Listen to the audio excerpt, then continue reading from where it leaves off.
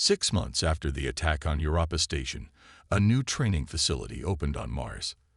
The building combined human and Vexillar architecture, curved lines, and sharp angles working together in unexpected harmony, much like the Alliance itself. Captain William Harris, now Admiral Harris after his promotion, stood at the entrance. Beside him was Ambassador Kruzak, no longer wearing the formal diplomatic robes of his position, but instead dressed in a modified human training uniform designed for Vexillar physiology. "Are you ready, Ambassador?" Harris asked as they watched the Vexillar officials approach. "Indeed, Admiral," Kruzak replied. "Though I admit to some nervousness, my people have not practiced combat arts in over 2,000 years." The Vexillar High Council representatives arrived, their tall blue forms moving gracefully despite Mars' lighter gravity. Harris greeted them with the traditional Vexillar bow, which he had perfected during the months of increased diplomatic exchange. Inside the facility, Lieutenant Susan Grant, now Captain Grant, was leading a demonstration for the visitors. Human and Vexillar students trained together in an open space, practicing with various weapons, swords, staffs, bows, and even their bare hands. "As you can see," Harris explained to the Vexillar officials, "we've integrated your species' technical knowledge with our combat traditions. The results have been impressive." One of the officials, Elder Tazril, watched a young Vexillar female practicing sword forms with a human instructor. Before the Europa Station incident, this would have been unthinkable. "We believed such physical training was obsolete." Kruzak nodded. "I once thought the same. Now I understand that physical capabilities and technological advancement must progress together." In another section of the facility, Security Officer Pete Daniels supervised a group testing new weapons that combined ancient designs with modern materials. Bows fired arrows that could penetrate advanced shielding. Swords contained elements that disrupted electronic systems. Each weapon represented the blending of old and new. "The Krelax have not returned to our territory," Harris told the officials as they toured the training grounds. "But our scouts report they have avoided attacking 3 other potential targets. Word of their defeat has spread." Elder Tazril made a gesture of acknowledgement. "The reputation effect. Sometimes the most effective weapon is the enemy's knowledge of your capabilities." After the tour, Harris gave a speech to the gathered humans and Vexillar. "6 months ago, we faced an enemy that nearly defeated us because they exploited a gap in our defenses. We survived because we maintained connections to our past while embracing the future. Today, we formalize this new understanding between our peoples." He looked at the audience, seeing the faces of those who had fought at Europa Station, mingled with new recruits eager to learn. History is not a burden to be discarded, but a foundation to build upon. Every tool, every skill, every piece of knowledge our ancestors preserved has value. The day may come when any one of them makes the difference between survival and extinction. Ambassador Kruzak then stepped forward. In the months since Europa, he had become a respected figure among both humans and Vexillar. "My people once believed that progress meant abandoning the old in favor of the new. We were wrong. The humans taught us that true advancement comes from honoring the past while creating the future." As the ceremony concluded, news arrived that 2 more alien species had requested to join the training program. The story of how humans and their outdated weapons had defeated the dreaded Krelax had spread throughout known space. Captain Grant found Kruzak afterward as he examined a display of Earth weapons through history. "What do you think those other species will make of our strange human ways?" she asked with a smile.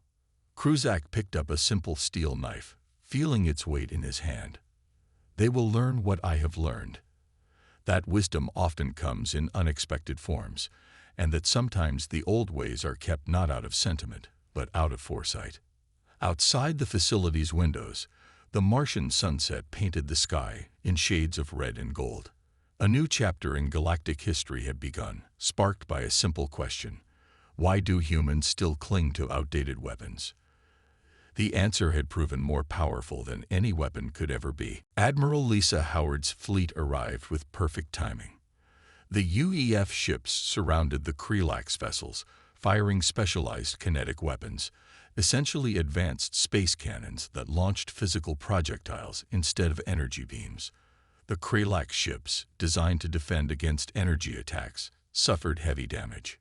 Inside Europa Station, the remaining Krelax invaders began retreating toward their docking points.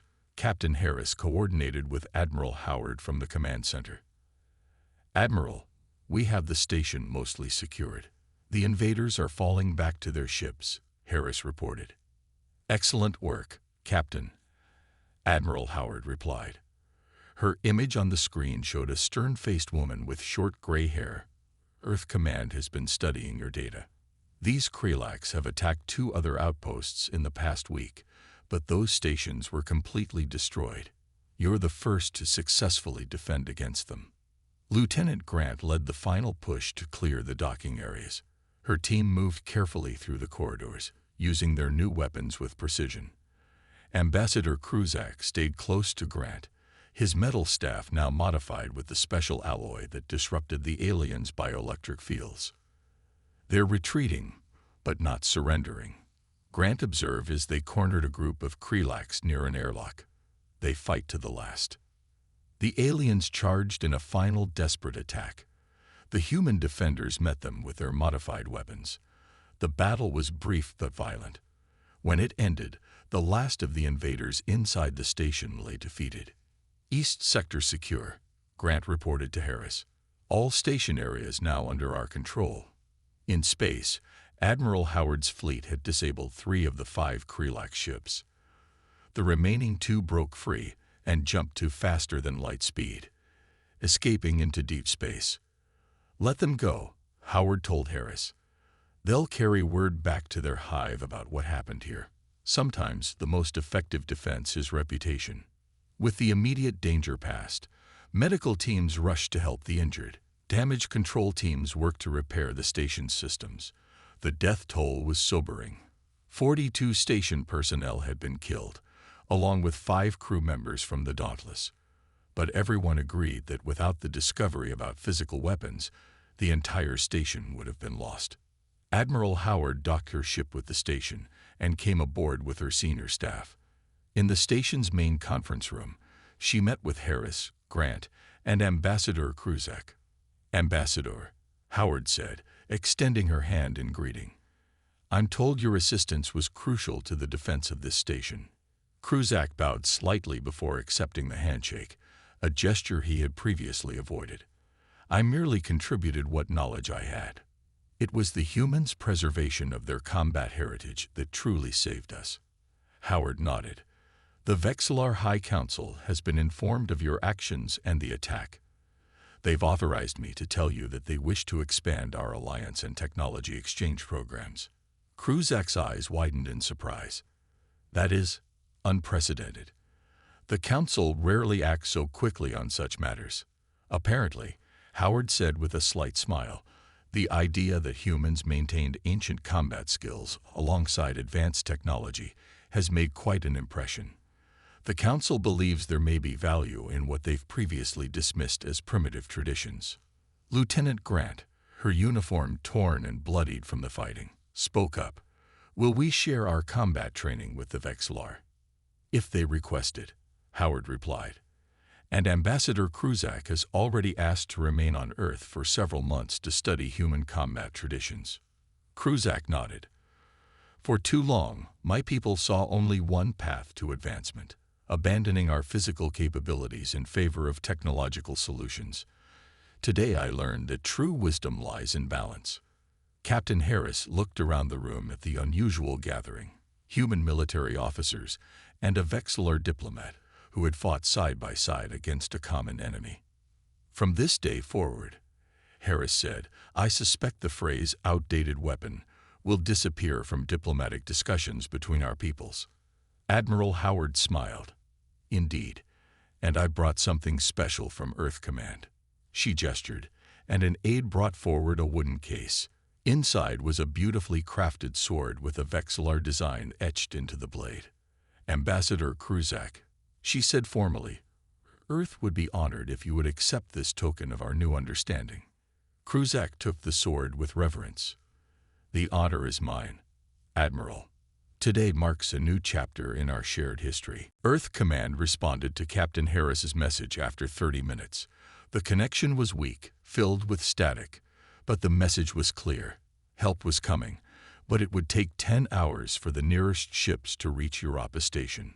"We need to hold out until then," Harris told his team in the security office. "Earth scientists analyze our data. The aliens are called the Krelax, a hive-minded species from beyond our explored space." Lieutenant Grant and Ambassador Kruzak had joined them, both looking tired but determined. The ambassador's once pristine diplomatic robes were torn and stained. "The scientists confirm what we discovered," Harris continued. "The Krelax evolved using bioelectrical fields for all functions. This is why they're immune to our energy weapons, but vulnerable to physical attacks. We need to take back the East Sector," said Security Officer Frank Cooper, pointing to the station map. "That's where the emergency shuttles are located. Many civilians are trapped there." Harris nodded. "Lieutenant Grant, can your teams handle this?" "Yes, sir. We've organized 3 groups with physical weapons. Ambassador Kruzak has been helping train people." All eyes turned to the Vexlar. He stood straighter, holding his metal staff with newfound confidence. "The Vexlar have technical knowledge that may be useful," Kruzak said. "I have been analyzing the station's manufacturing systems. With some adjustments, we could produce more effective weapons against these Krelax." Harris looked interested. "What do you suggest?" "Your fabrication systems can create simple metal weapons quickly. If we combine Vexlar technical knowledge with human combat tactics, we could design weapons specifically to disrupt the Krelax bioelectric fields." This was a breakthrough. For the next hour, Ambassador Kruzak worked with station engineers to reprogram the fabrication systems. They designed simple spears and arrows with special metal alloys that would conduct and disperse the aliens' bioelectric fields. Meanwhile, Harris organized the counterattack. 3 teams would strike simultaneously, pushing the aliens back from key areas. Lieutenant Grant would lead the main assault toward the emergency shuttles. "Remember, stay in groups," Grant instructed the fighters. "These creatures communicate through their bioelectric fields. When they're separated, they become less coordinated." As the teams prepared, Ambassador Kruzak approached Grant with a newly fabricated weapon. "This is the first batch," he said, handing her a spear with a strangely designed tip. "The metal will absorb and redirect their bioelectric energy, causing feedback in their nervous systems." Grant tested the weight of the spear. "Thank you, Ambassador. Will you join the defense?" Kruzak hesitated only briefly. "Yes. My people have avoided combat for too long. It is time we remembered that peace sometimes requires defending." The counterattack began. Harris coordinated from the command center while Grant led her team through the corridors of the East Sector. The newly designed weapons worked even better than expected. When the special metal pierced the Krelax exoskeletons, the creatures convulsed as their own bioelectric energy turned against them. Ambassador Kruzak moved with surprising grace, using his staff to defend himself and others. His Vexillar height gave him advantage in sensing approaching aliens before the humans could see them. 3 approaching from the left junction, he called out, giving the team time to prepare. The fighting was intense. The Krelax fought fiercely, but their advantage was gone. Slowly, the human teams pushed them back. In the command center, Harris received reports of success from all teams. The aliens were retreating toward their ships. Then a new alert sounded. "Captain, we have ships approaching," said Communications Officer Sharon Lee. "Not Krelax design." The main screen showed 5 United Earth Fleet vessels approaching at high speed. The lead ship was twice the size of the Dauntless, bristling with weapons. "This is Admiral Lisa Howard of the UEF Defender," came a strong female voice over the comm system. "We received your distress call, Captain Harris. Our ships are equipped with modified kinetic weapons based on your data. Prepare for our arrival and continue holding your position." Harris felt relief wash over him. Help had arrived earlier than expected, and Earth Command had immediately adapted their weapons based on what they had learned. "The ancient and the modern together," he murmured. "That's always been humanity's strength." Captain Harris and his team set up a command post in the station's security office. Maps of Europa Station glowed on screens around them, showing the spread of the alien invaders. Red dots marked areas under alien control, while green showed secured human positions. "The aliens have taken the east and north sectors," said a station security officer named Frank Cooper. "We're holding the central hub and west docks." Harris studied the map. "We need to protect the life support systems in the south sector." "Lieutenant Grant, how's the weapons distribution going?" Grant's voice came through the comm system. "Almost done, Captain. We've armed 4 security teams with physical weapons from the museum. The aliens don't expect these attacks." In the museum, Grant and Daniels continued organizing the defense. Ambassador Kruzak watched as humans picked up weapons their ancestors had used centuries ago. Swords, spears, bows, and even simple clubs were being distributed. "Your species prepared for this exact scenario," Kruzak said to Grant. "You maintain knowledge of these primitive tools just in case your advanced technology failed." Grant nodded as she showed a station engineer how to use a crossbow. "We have a saying, hope for the best, prepare for the worst." Throughout human history, we've faced enemies with unexpected advantages. We learned to keep our options open. A loud crash echoed from a nearby corridor. 3 insect-like aliens burst into the area, their chitinous limbs clicking against the floor. Station security fired energy weapons, which barely slowed the creatures. "Now," shouted Daniels. 4 humans armed with bows fired arrows at the aliens. The metal tips penetrated the exoskeletons.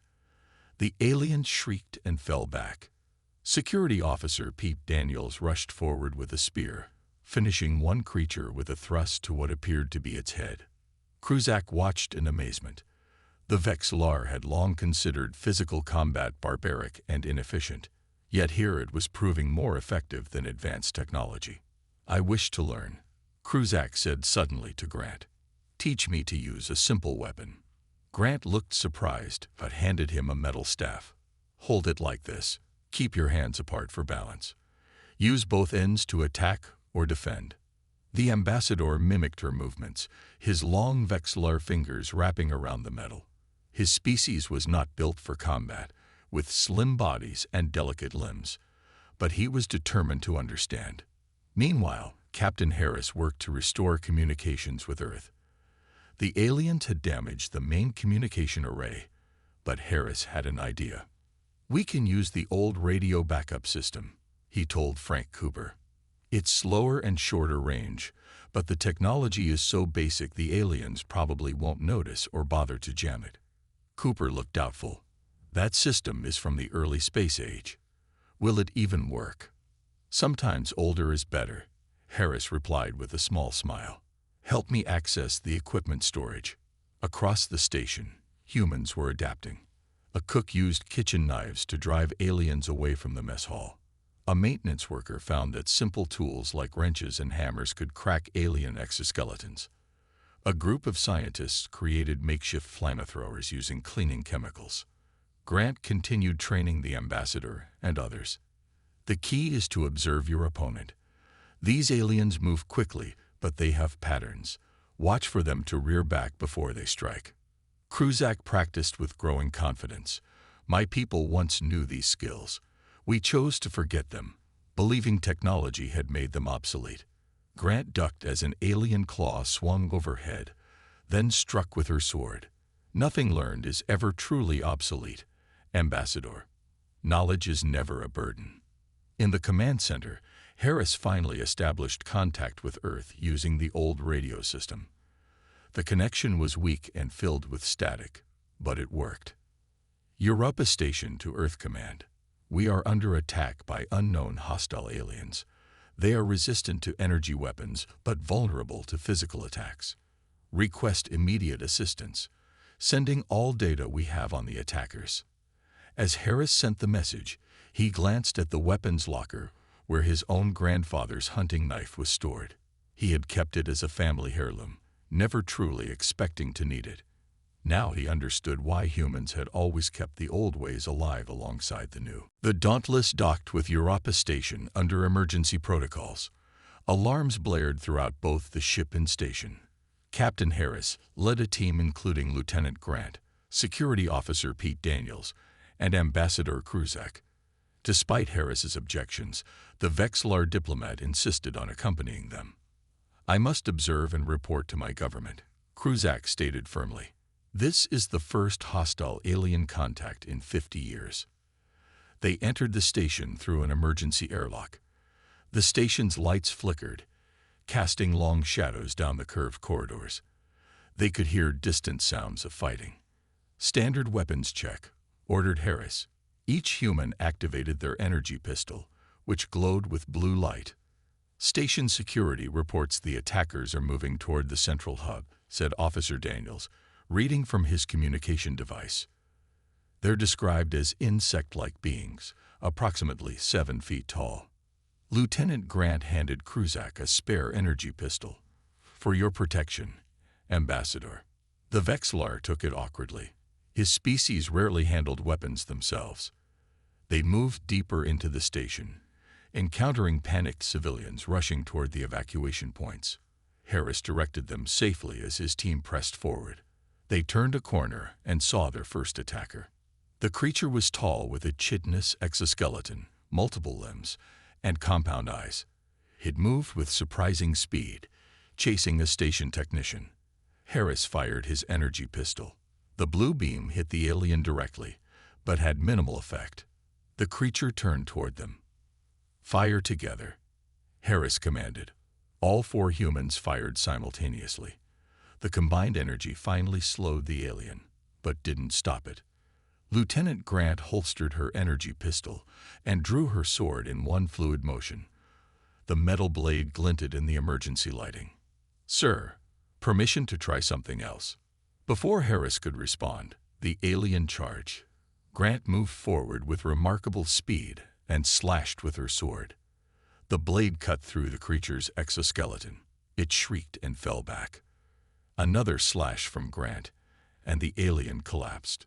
Everyone stared in shock. "The physical blade worked," Daniel said in disbelief. Ambassador Kruzak's eyes widened. "How is this possible? Your energy weapons are far more advanced." Harris knelt to examine the fallen alien. "These creatures must have some natural resistance to energy weapons. Perhaps their biology absorbs or redirects energy. But not physical attacks," Grant added, cleaning her blade on a cloth from her pocket. More shrieks echoed down the corridor. "We need to reach the security office and coordinate the defense," Harris said. "And we need more conventional weapons." "There's a museum in the civilian sector," the station technician offered. "It has historical weapons from Earth." Harris nodded. "Lieutenant Grant, take Daniels and get those weapons. We'll head to security." As they separated, Ambassador Kruzak went with Grant. "I wish to observe," he explained. The museum was dark when they arrived, emergency power providing minimal lighting. Display cases lined the walls, containing weapons from Earth's past. "We need to break the glass," Grant said, looking for something heavy. "Allow me," Kruzak said unexpectedly. He fired his energy pistol at the lock mechanism. The case opened. Grant gathered swords, knives, bows with arrows, and even some ancient firearms that were still functional. Daniels contacted other security teams, explaining their discovery about the alien's weakness. "The creatures appear to generate some kind of bioelectric field," Daniels explained. "It neutralizes energy weapons but doesn't protect against physical objects." As they distributed weapons to station personnel, Ambassador Kruzak watched with growing understanding. "Now I see," he said quietly to Grant. "Your people never abandoned these weapons because you understood something my people forgot long ago." "What's that?" Grant asked, handing a security officer a bow and quiver. "That the universe is vast and unpredictable. That technology can fail when faced with the unexpected." The ambassador picked up a simple metal staff from the display.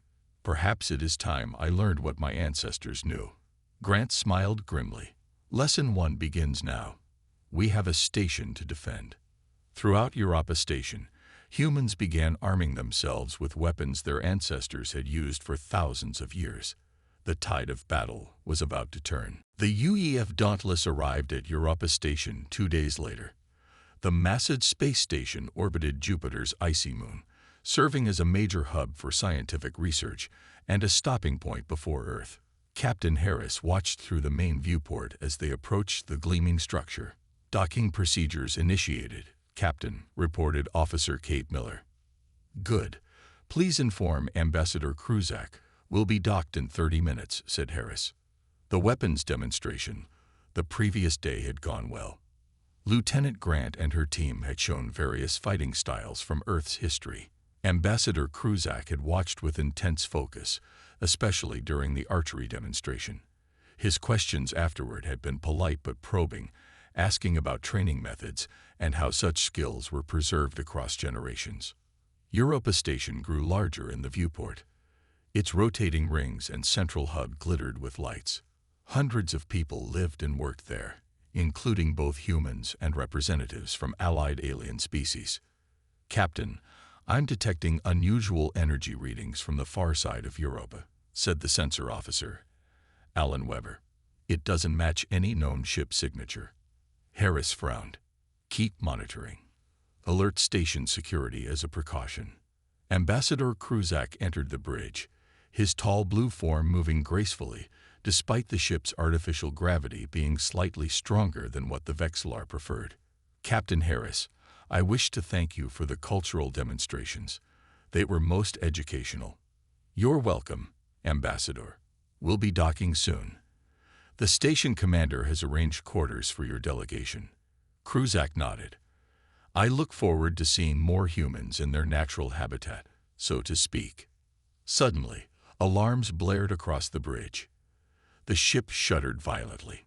Multiple unknown vessels approaching at high speed, shouted Weber. They appeared from behind Europa with no warning. The main screen showed 5 strange ships. They were unlike anything Harris had seen before. Dark, organic-looking vessels with no clear design pattern. They moved erratically, almost like insects. Raise shields. Alert Europa Station, ordered Harris. Ambassador, please return to your quarters for safety. But it was too late.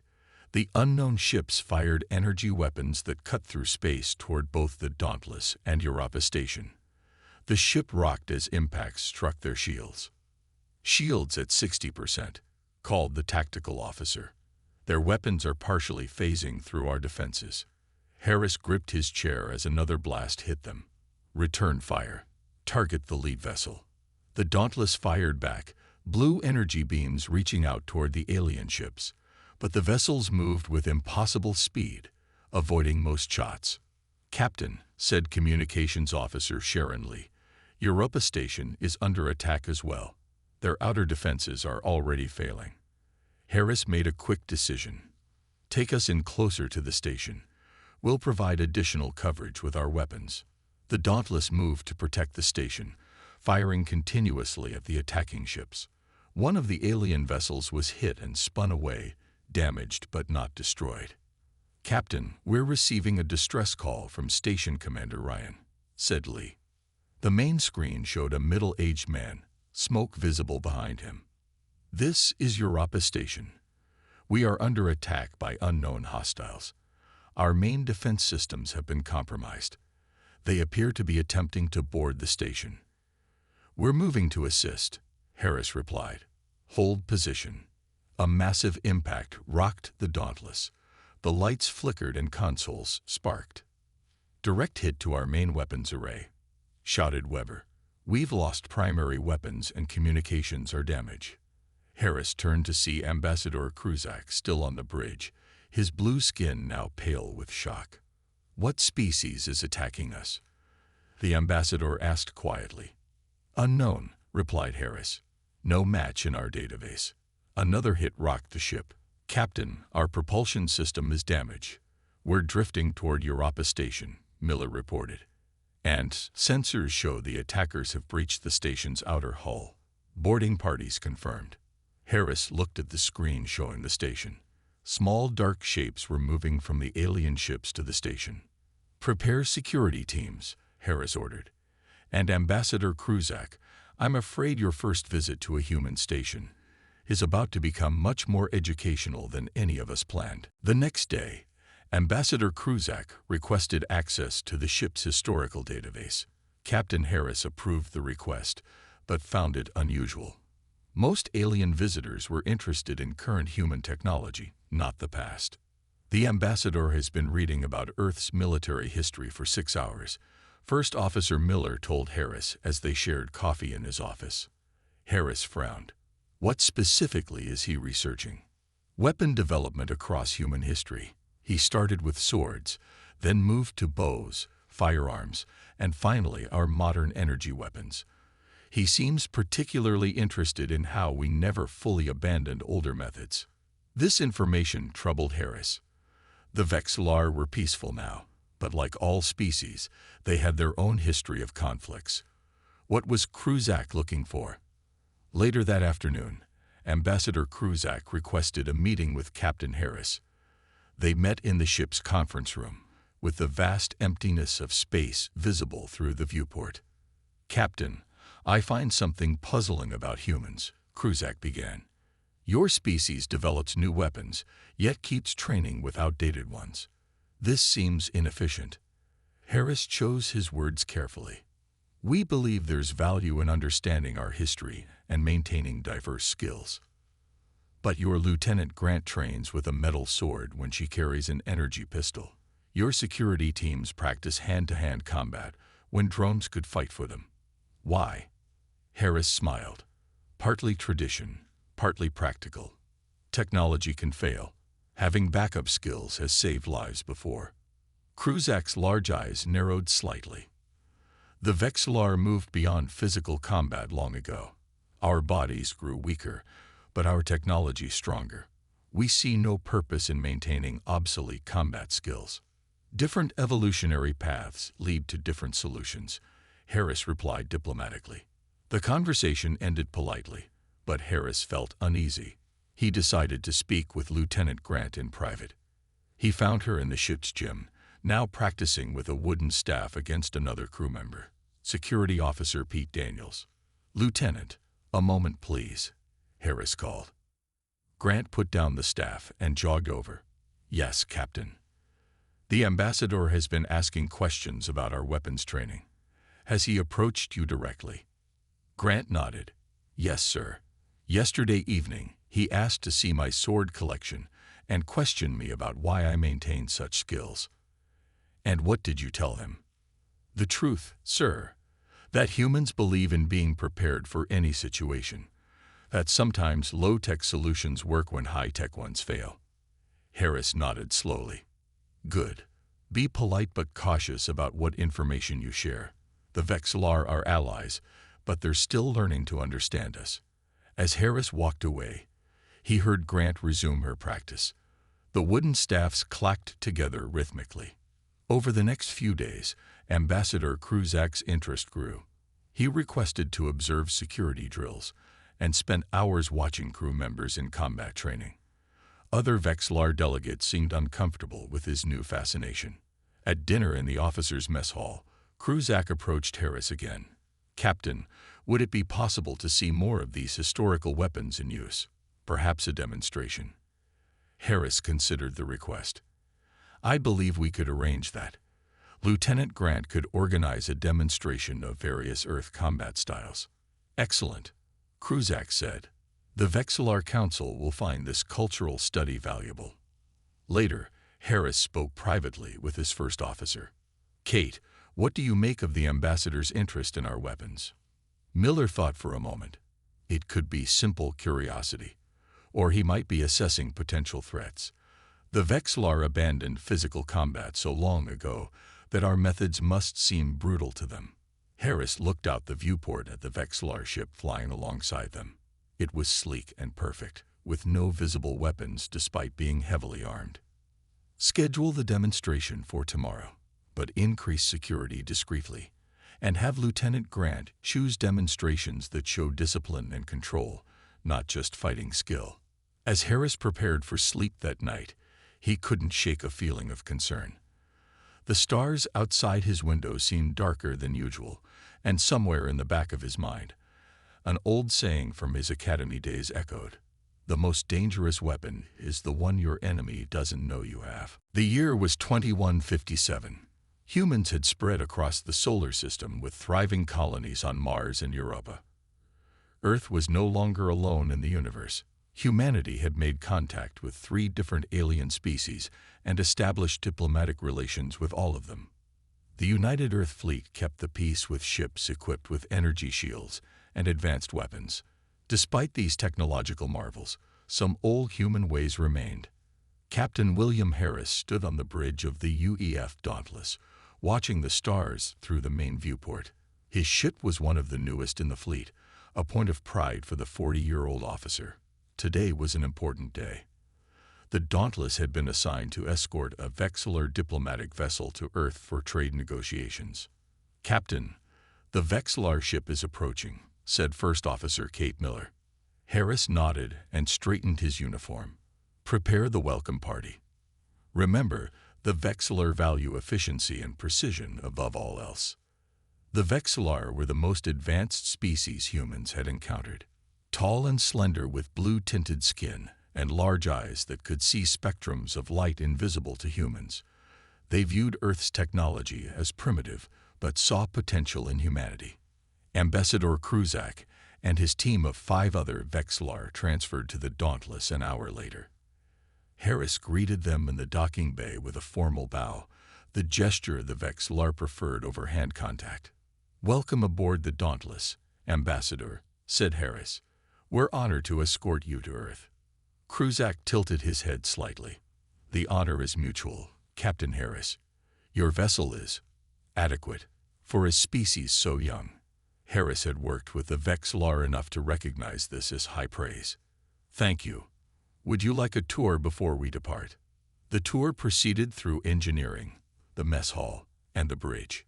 The Vexillor observed everything with their unblinking eyes, occasionally making notes on thin translucent tablets. Everything went smoothly until they passed the recreation bay. Inside, Lieutenant Susan Grant was practicing with a metal sword, moving through forms against a holographic opponent. Sweat dripped down her face as she parried and thrust with the blade. Ambassador Kruzak stopped suddenly, his large eyes widening slightly. "What is this activity?" he asked, pointing a long 3-fingered hand at Lieutenant Grant. Harris smiled. "That's sword practice. Lieutenant Grant is our weapons specialist. But why does she use a metal blade? Your species has particle weapons and antimatter bombs. This seems..." Kruzak searched for the word. "Primitive." "It's part of our training traditions," Harris explained. "Many crew members practice with various weapons from human history." The ambassador's skin darkened slightly, a sign of confusion or concern. "May we observe more closely?" Harris hadn't planned this stop, but nodded. "Of course." They entered the room. Lieutenant Grant noticed them immediately and stopped her practice, standing at attention. "At ease, Lieutenant," said Harris. "The ambassador is curious about your sword practice." Grant relaxed slightly and nodded to the visitors. "It's based on an ancient Earth fighting style called fencing, sir." Ambassador Kruzak moved closer, examining the sword with obvious fascination. "This metal has been shaped by hand, not molecular manufacturing." "And you train with this regularly?" "Yes, Ambassador. 3 times a week," Grant replied. "But why? In what combat situation would such a weapon be useful?" Grant looked at Harris, unsure how to respond. The captain gave her a small nod.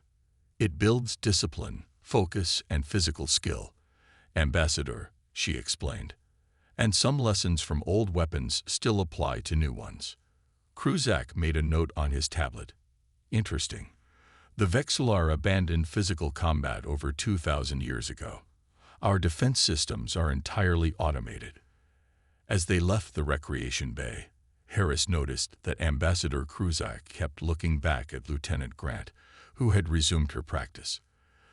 The ambassador's interest seemed more than casual. Harris made a mental note to speak with Grant later about the encounter. What Harris didn't know was that this simple demonstration of an ancient weapon would soon prove far more important than anyone could imagine.